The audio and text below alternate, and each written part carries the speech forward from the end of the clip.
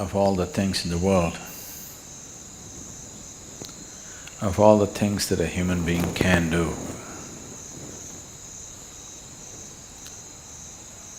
why yoga?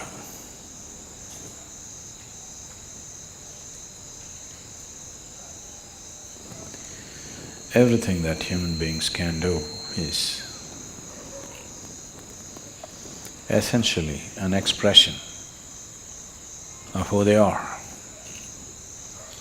Somebody sings a song, somebody dances, somebody writes a book, somebody paints a picture. Whatever else we do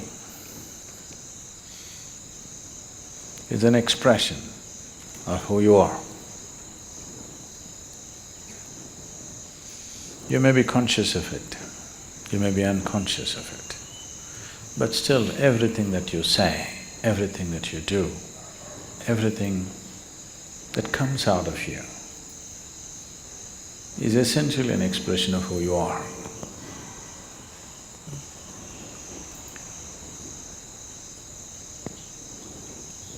So yoga, in that way, is diametrically opposite to this, because it's not an expression of who you are. It's about determining as to who you are. It's about determining as to what you want to be. Changing the very fundamentals of one's existence. Today, there is substantial medical and scientific evidence to show that the very fundamentals of the activity of your brain, your chemistry, even your genetic content can be changed by practicing different systems of yoga.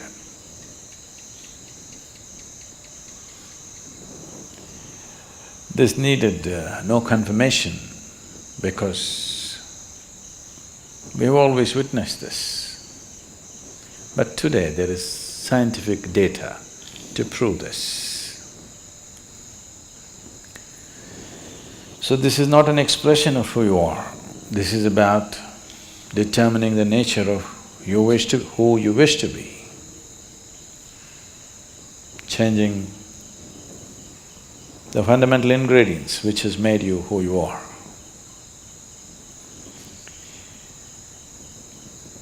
So yoga as a system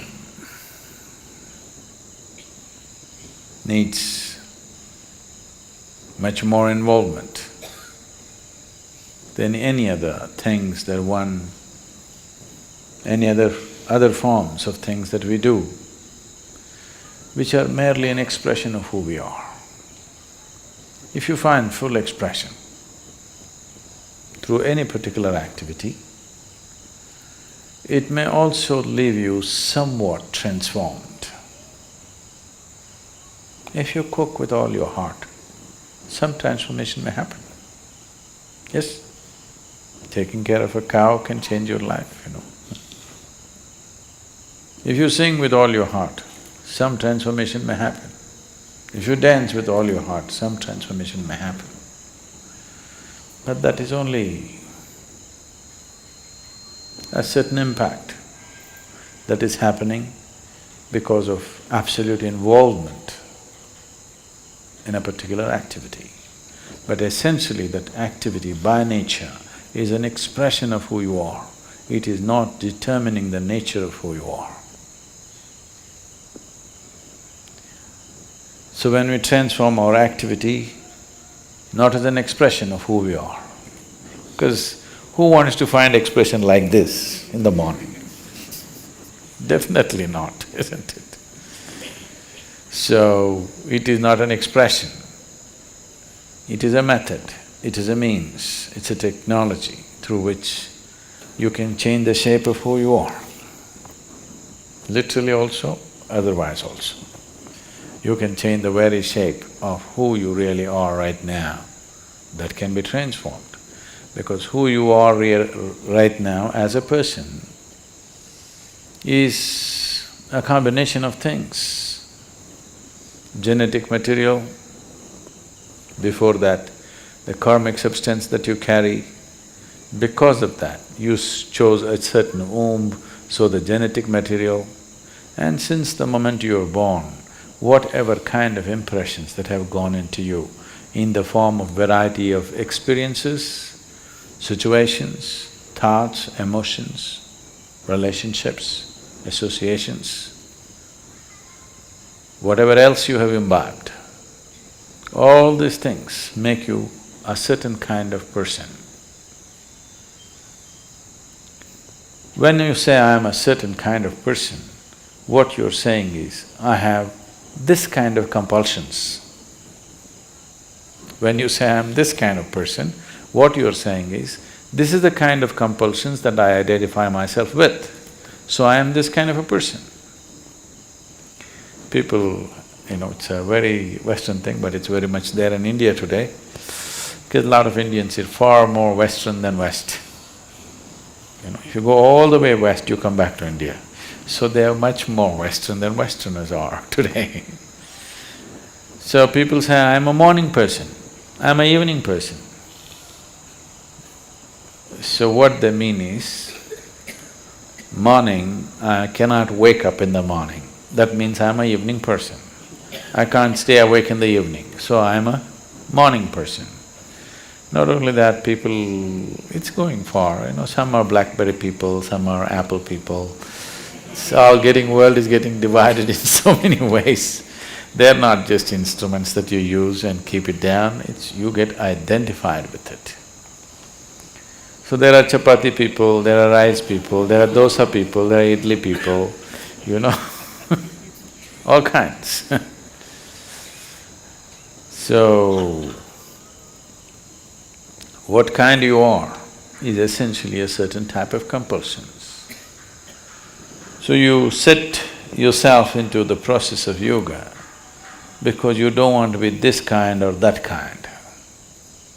That you will be the kind that you're required to be in a particular moment. If it's morning, you're a morning person. If it's evening, you're a evening person. If you're not required to be a person, you're not a person. That is, you become flexible. This flexibility, we start working with your body to start with. Afterwards, it should come to every aspect of your life. Your physical structure, your psychological structure, your emotional structure, your karmic structure, everything should become flexible, that it can be whatever it is required to be. It is not stuck being this way or that way. So yoga as a process, yoga as a method, yoga as a technology, yoga as a science is essentially to break the limitations of a certain concretization that happens, which we call as personality. To evolve from being a person to a presence. If you're a person, that means you have made a shell out of yourself. You formed a shell, within that shell only you can operate. If you break this shell, you will no more be a person, but simply a presence. As life is, as God is, just a presence. If it can be encased in a shell, it becomes a person.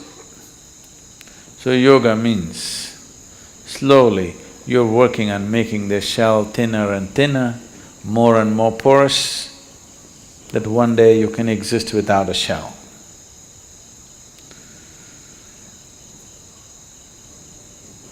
So essentially, in your experience, yoga means morning.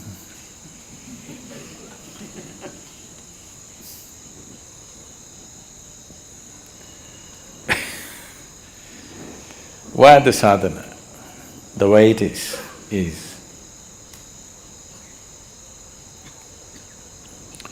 all aspects of physicality are cyclical in the universe.